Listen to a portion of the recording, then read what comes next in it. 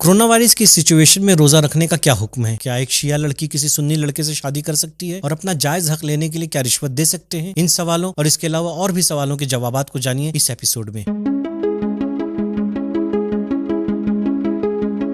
بسم اللہ الرحمن الرحیم۔ دوستوں السلام علیکم۔ سبیل کمنٹ کے اس نئے ایپیسوڈ میں آپ کا استقبال ہے۔ ماہ شعبان کے یہ آخری ایام ہیں۔ یقیناً آپ اپنے آپ کو ایک ایسی مہمانی کے لیے ضرور آمادہ کر رہے ہوں گے کہ جس کے لیے نبی کریم صلی اللہ علیہ وآلہ وسلم فرماتے ہیں دوئی تم فی ہے الی ضیافت اللہ، یعنی اس مہینے میں تمہیں اللہ کے دسترخوان کرم و رحمت پر دعوت دی گئی ہے۔ تو آئیں رب کریم کی بارگاہ میں دعا کرتے ہیں کہ ہم پورے اخلاص کے ساتھ اس ماہ رحمت و برکت سے فائدہ اٹھا سکیں۔ امام علی علیہ السلام اپنی ایک حدیث میں فرماتے ہیں خدا نے ماہ رمضان کے روزوں کو اس لیے واجب کیا ہے تاکہ وہ ہمارے اخلاص کو آزما سکے۔ چلیں دوستوں، اب ہم اپنے پہلے سوال کی جانب چلتے ہیں۔ فضل رضوی کمنٹ کرتے ہیں، میرا کوشچن یہ ہے کہ اس بار رمضان میں روزہ رکھنا کیسا ہے جبکہ کورونا جیسی شدید بیماری چل رہی ہے؟ روزہ اسلام کے واجبات میں سے ایک اہم واجب ہے، ایک اہم فریضہ ہے۔ ہر بالغ و عاقل پر روزہ واجب ہے۔ البتہ کچھ افراد ہیں جن کو روزے سے چھوٹ دی گئی ہے، ان میں سے ایک ہے بیمار، دوسرے یہ جو ہے مسافر، تیسرے وہ افراد جو بہت بوڑھے ہو گئے ہیں اور روزہ رکھنا ان کے لیے عسر و حرج کا باعث ہے، سبب مشقت ہے۔ سوال یہ ہے کہ آج کے ماحول میں جہاں ہر طرف یہ جو ہے کورونا جیسا موذی مرض پھیلا ہوا ہے، اس صورت میں کیا روزہ رکھنا ہم پر واجب ہے؟ دو قسم کے افراد ہیں، کچھ وہ ہیں جو کورونا کا شکار ہو چکے ہیں اور کچھ وہ ہیں جو الحمدللہ صحیح و سالم ہیں، ان پر کورونا نے کوئی اثر نہیں کیا ہے۔ جن حضرات پر کورونا نے اثر نہیں کیا ہے، ظاہر سی بات ہے کہ ان کے لیے روزہ رکھنا واجب ہے، جیسے عام دنوں میں روزہ رکھنا واجب تھا، کیونکہ کورونا جو ہے روزہ رکھنے سے نہیں ہو جاتا ہے۔ روزے سے اور کورونا کے وائرس کا کوئی تعلق نہیں ہے۔ ہاں، جو افراد کسی بھی وجہ سے کورونا کے وائرس کا شکار ہو چکے ہیں اور ان کے لیے اگر ماہرین اور اطباء کے کہنے کے مطابق روزہ ان کے لیے ان کے مرض میں اضافے کا سبب بن سکتا ہے، تو وہ فی الحال روزہ نہیں رکھیں گے۔ جب انشاءاللہ شفا یاب ہو جائیں گے، صحت مند ہو جائیں گے، تو اس کے بعد وہ ماہ رمضان کے بعد اس کی قضا رکھیں گے۔ دوستوں، اس حوالے سے رہبر معظم سید علی خامنائی کے ہندوستان میں نمائندے جناب حجت الاسلام والمسلمین آقا مہدوی پور ہندوستانی مومنین کے لیے ایک آڈیو میسج بھیجتے ہیں، تو آئیں ہم پہلے ان آڈیو میسج کو سن لیتے ہیں۔ بسم اللہ الرحمن الرحیم۔ خدمت ہمیں یہ ہندوستان کے تمام محترم علماء، مبلغین اور خطباء کی خدمت میں سلام عرض کرتا ہوں۔ جیسا کہ آیت اللہ العظمیٰ سیستانی حفظہ اللہ کی طرف سے کورونا وائرس کی وجہ سے ماہ رمضان میں روزہ رکھنے کے سلسلے میں استفتاء کا جواب نشر ہوا ہے، اور اسی کے پیش نظر ہندوستان سے مجھے بھی مختلف فون اور میسیجز آئے ہیں کہ اس سلسلے میں حضرت آیت اللہ العظمیٰ سید علی خامنائی کا کیا فتویٰ ہے، تو میں اپنے اوپر لازم جانتا ہوں کہ اس سلسلے میں وضاحت کر دوں، اور وہ یہ ہے کہ تمام مراجع کرام کے فتوے کے مطابق اگر کوئی شخص ماہ رمضان میں روزہ رکھنا چاہتا ہے اور اسے جسم میں ضرر کا احتمال ہو یا کورونا یا کسی دوسری بیماری میں مبتلا ہونے کا خطرہ ہو اور یہ خطرہ معقول بھی ہو، تو اس پر ماہ رمضان کا روزہ واجب نہیں ہے، اور ماہ رمضان کے بعد خطرے کے برطرف ہونے کے بعد اس کی قضا انجام دے گا۔ اگرچہ توجہ رہے تو وہ احتمال معقول ہونا چاہیے، جیسے ڈاکٹر اس کو روزے سے منع کرے یا اسے خود قوی احتمال ہو، صرف فہم اور خیال کافی نہیں ہے۔ اور موجودہ صورتحال میں ڈاکٹرز کا کہنا ہے کہ اگر کوئی سالم ہے اور اسے کورونا نہیں ہے تو روزہ رکھنے میں حرج نہیں ہے، لیکن تمام احتیاطی تدابیر کی رعایت کرنا ضروری ہے۔ البتہ وہ افراد جو شوگر یا ہارٹ کے مریض ہیں انہیں احتیاط کرنا چاہیے، کیونکہ ممکن ہے روزہ رکھنا ان کے لیے نقصان دہ ہو، اگرچہ اس سلسلے میں بھی انہیں ڈاکٹرز کی طرف رجوع کرنا چاہیے۔ اگر وہ کہے کہ روزہ رکھنے میں خطرہ ہے تو روزہ نہ رکھے اور بعد میں اس کی قضا کر لے۔ خلاصہ یہ کہ اگر ڈاکٹرز کہے یا خود انسان اس نتیجے پر پہنچے کہ روزہ اس کے لیے نقصان دہ ہو سکتا ہے تو اسے روزہ نہیں رکھنا چاہیے اور بعد میں اس کی قضا کرنا چاہیے۔ اس کے علاوہ ہر انسان پر روزہ رکھنا واجب ہے۔ اس مسئلے میں حضرت آیت اللہ سیستانی کیا فرماتے ہیں، ان کے مکمل فتوے اور اس فتوے کے مکمل ایکسپلینیشن کو جاننے کے لیے منڈے کو 12:30 بجے ریلیز ہونے والی ہماری کلپ کو آپ ضرور دیکھیے اور اپنے دوستوں کے ساتھ بھی اسے شیئر کیجیے گا۔ سرور حسین کمنٹ کرتے ہیں، السلام علیکم آقا، میرا سوال یہ ہے کہ کیا ہم جاب کو حاصل کرنے کے لیے رشوت دے سکتے ہیں یا نہیں؟ رشوت کا عمل دینا اور لینا بذات ہی دونوں جو ہے وہ حرام اور ناجائز ہے، لیکن اگر اپنا حق اس بات کے اوپر منحصر ہو کہ جب تک ہم رشوت نہیں دیں گے ہمارا حق نہیں مل سکتا ہے اور وہ ضائع ہو جائے گا، تو ایسی صورت میں آیت اللہ خامنائی اور آیت اللہ سیستانی دونوں ہی جو ہے وہ اپنے حق کو لینے کے لیے رشوت کو جو ہے وہ دینا جائز قرار دیتے ہیں۔ ہاں، اس بات کا خیال رکھنا ضروری ہے کہ اس صورت میں کسی دوسرے کا حق جو ہے وہ ضائع ہونے کا امکان نہ ہو، اور اگر ایسی صورتحال ہے تو پھر جائز نہیں نہیں ہوگا۔ انسان کو کمال حاصل کرنے کی کوشش کرنی چاہیے، جہاں تک ممکن ہو سکے وہ کرپشن کا مقابلہ کرے، نہ تو وہ خود کرپشن کرے اور نہ ہی کرپشن کا ساتھ دے، کیونکہ یہی ہمارے معصومین علیہ السلام کی سیرت ہے۔ خواتین کے لیے ایسی جگہ پر جاب کرنے کا کیا حکم ہے جہاں پر حجاب الاؤڈ نہ ہو؟ ایسی جگہ پر جاب کرنا جہاں پر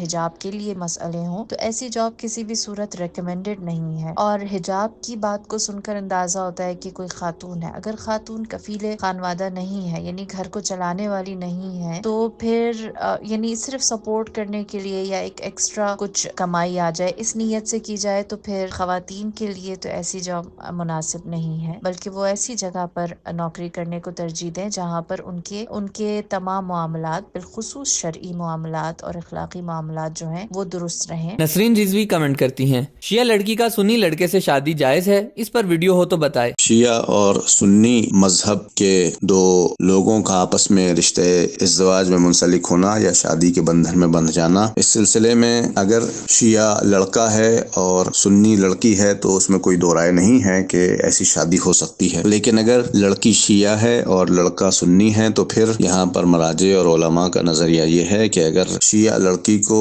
یہ اطمینان ہو کہ شادی کرنے کے بعد اس کا مذہب باقی رہے گا اور اسے اپنے مذہبی مراسم کو بجا لانے میں کوئی پریشانی نہیں ہوگی تو پھر وہ شادی کر سکتی ہے، لیکن اگر اسے اطمینان نہ ہو کہ وہ اپنے حق مذہب پر قائم رہ پائے گی یا نہیں تو پھر احتیاط، شدید احتیاط ہے، اور بعض علماء نے تو یہ کہا ہے کہ جائز نہیں ہے مطلقاً کہ وہ ایسے موقع پر سنی فرد سے شادی کرے۔ اور دوسری بات یہ بھی ہے کہ اگر وہ سنی نسلی اعتبار سے سادات میں سے بھی نہ ہو اور لڑکی فرض کریں کہ سادات میں سے ہو اور سید زادی ہو تو پھر ان کی اولاد سید نہیں ہوگی، اور ظاہر ہے کہ اولاد کو بھی ممکن ہے کہ اپنے مذہب حقہ پر قائم رہنے یا مذہب حقہ کے انتخاب میں پریشانی ہو اور اس طرح سے ایک حق کا راستہ ان سے چھوٹ جائے۔ لہٰذا مناسب ہے کہ سنی فرد سے، سنی مرد سے شیعہ لڑکی شادی نہ کریں اور اس میں احتیاط سے کام لیں۔ جب بھی ایک لڑکا اور لڑکی آپس میں شادی کرتے ہیں تو یقیناً یہ فیوچر میں ایک پیرنٹس بنیں گے، تو ان کو یہ سوچ کر شادی کرنی چاہیے کہ وہ اپنے بچے کے لیے ایک بہترین ماں یا ایک بہترین باپ کا انتخاب کریں، اور دونوں مل کر ایک ایسی اولاد کی تربیت کریں کہ جو اولاد امام زمانہ اجل اللہ تعالیٰ فرجہ الشریف کی سچی منتظر قرار پائے۔ کلب حیدر کمنٹ کرتے ہیں، کیا نماز فجر کے بعد سے سورج نکلنے تک کی جو مدت ہے اس میں سونا ٹھیک ہے؟ نماز صبح سے لے کر سورج نکلنے تک سونا مکروہ ہے، حرام نہیں ہے، مکروہ ہے۔ روایات میں اس کی بہت زیادہ مذمت کی گئی ہے۔ ایک روایت امام جعفر صادق علیہ السلام سے کہ صبح کے وقت سونا بین الطلوعین تنگی رزق کا سبب ہے، یعنی رزق کم ہوتا ہے، منحوسیت ہے اور چہرے کی رونق کو ختم کر دیتا ہے۔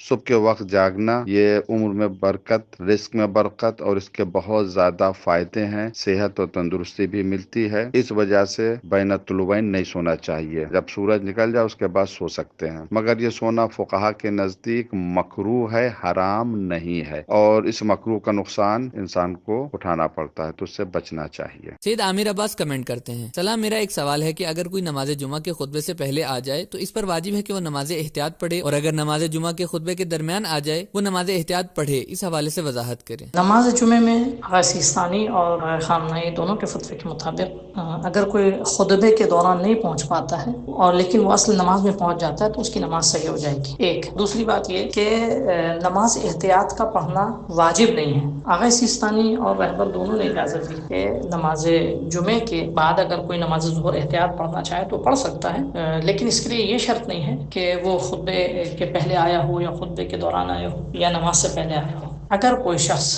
خطبے میں شریک نہیں ہوتا ہے، نہیں ہو پاتا ہے، گرچہ اگر ہو پاتا ہے تو ضرور خطبے میں شریک ہو، مستحب تاکید ہے اور وہ نماز کا حصہ ہے، لیکن اگر کوئی خطبے میں نہیں شریک ہو پاتا ہے تو اس کی نماز باطل نہیں ہے۔ وہ اگر صرف 2 رکعت نماز جو جمعے کی ہوتی ہے اس میں شریک ہو جاتا ہے تو وہ 2 رکعت نماز اس کے لیے ظہر کے ساقط ہونے کے لیے کافی ہے، لیکن اگر اس کے باوجود بھی اگر وہ احتیاط کی بنا پر ظہر کی نماز پڑھنا چاہتا ہے تو پڑھ سکتا ہے، کوئی حرج نہیں ہے۔ ظاہر یہ سوال عام دنوں کے لیے تھا، آج لاک ڈاؤن کے حالت میں نماز جمعہ اکثر شہروں میں ملتوی ہے۔ نماز جمعہ کی بہت اہمیت ہے، روایتوں میں اسے حج فقراء کا نام دیا گیا ہے۔ پیغمبر اکرم صلی اللہ علیہ وآلہ وسلم فرماتے ہیں، 4 لوگ ایسے ہیں کہ جو اپنی زندگی کا آغاز نئے سرے سے کرتے ہیں، یعنی ان کے تمام گزشتہ گناہ معاف ہو جاتے ہیں۔ ان میں سے ایک وہ ہے کہ جو نماز جمعہ پڑھ کر واپس آتا ہے۔ دوستو، اسلام میں نماز جمعہ کی بہت اہمیت ہے۔ اس کی ایک وجہ یہ ہے کہ جب مومنین آپس میں ملتے ہیں تو وہ اپنے سماج کی مشکلوں کے بارے میں گفتگو کرتے ہیں اور اس کا رائے حل نکالنے کی کوشش کرتے ہیں۔ کیا یوٹیوب چینل سے آنے والے پیسے حرام ہیں؟ جیسے ہم نے کوئی چینل بنایا ہو کامیڈی کا، پھر اس سے پیسے آنے لگے، کیا وہ پیسے حرام ہیں؟ کیا سمپل کامیڈی ویڈیو بنانا غلط ہے؟ آپ کے سوال کو 3 حصوں میں یا 3 الگ الگ سوالوں میں تقسیم کیا جا سکتا ہے۔ پہلا سوال یوٹیوب کے بارے میں ہے۔ اس کا جواب یہ ہے کہ کسی بھی فقیہ کی نظر میں انٹرنیٹ یا ورچوئل پلیٹ فارم یا سوشل نیٹ ورک کا استعمال خود اپنی ذات میں حرام نہیں ہے، اس لیے یوٹیوب کا استعمال بھی حرام نہیں ہے۔ دوسرا سوال یہ ہے کہ اگر یوٹیوب کا استعمال جائز ہے تو کیا اس کے ذریعے پیسے کمانا بھی جائز ہے یا نہیں؟ اس سوال کا جواب اس ٹاپک سے ریلیٹڈ ہے کہ آپ اس پلیٹ فارم کے ذریعے کیا دکھا رہے ہیں اور کس طرح کا کانٹینٹ پبلش کر رہے ہیں۔ اگر آپ کا کانٹینٹ ایک حلال اور جائز کانٹینٹ ہے تو اس کے ذریعے کمائے ہوئے پیسے بھی حلال ہیں، اور اگر کانٹینٹ ہی حرام ہے تو حرام کے ذریعے کمائے ہوئے پیسے بھی حرام ہی ہیں۔ حرام کانٹینٹ کی مثال گانا، بیہودہ ویڈیوز، اینٹی اسلامک باتیں وغیرہ ہیں۔ تیسرا سوال یہ ہے کہ کیا کامیڈی کے ذریعے پیسہ کمایا جا سکتا ہے؟ اس کا جواب یہ ہے کہ اگر وہ کامیڈی حلال کامیڈی ہے، یعنی اگر اس میں گالی گلوچ، فحش و فحشا، کسی کی توہین، غیبت یا کوئی اور برائی نہیں ہے، اور اس کے بجائے لوگوں کے لیے ایک پیغام ہے، ایک اچھا میسج ہے، یا پھر کسی سوشل ایشو کا سلیوشن ہے، تو اس صورت میں وہ کامیڈی بھی حلال ہے اور اس کے ذریعے کمائے ہوئے پیسے بھی حلال ہیں۔ ایک آخری اور اہم پوائنٹ یہ ہے کہ اپنے یوٹیوب چینل پر حرام پروڈکٹس جیسے شراب یا حرام ویب سائٹس جیسے ڈیٹنگ سائٹس کا پروموشن اور ایڈورٹائزمنٹ کرنا اور اس کے ذریعے پیسے کمانا بھی حرام ہے۔ تو اگر کسی کی یوٹیوب چینل پہ ایسے ایڈز دکھائے جاتے ہیں اور اسے ان کے لیے پیسہ ملتا ہے تو وہ پیسہ بھی حرام ہے۔ دوستو، سبیل کمنٹ کا اگلا ایپیسوڈ ایک اسپیشل ایپیسوڈ ہے۔ اس ایپیسوڈ میں ہم ماہ رمضان کے متعلق جو عموماً سوال کیے جاتے ہیں صرف انہیں شامل کریں گے۔ تو اگر آپ کو ماہ رمضان کے متعلق کوئی سوال پوچھنا ہے تو ہمیں کمنٹ کریں، ہم ان کا عالم دین سے جواب دریافت کریں گے۔ یہ تھا ہمارا آج کا ایپیسوڈ۔ امید کرتے ہیں آپ کو ہمارا ایپیسوڈ پسند آیا ہوگا۔ اگلے ہفتے پھر ملیں گے۔ خدا حافظ، شکریہ۔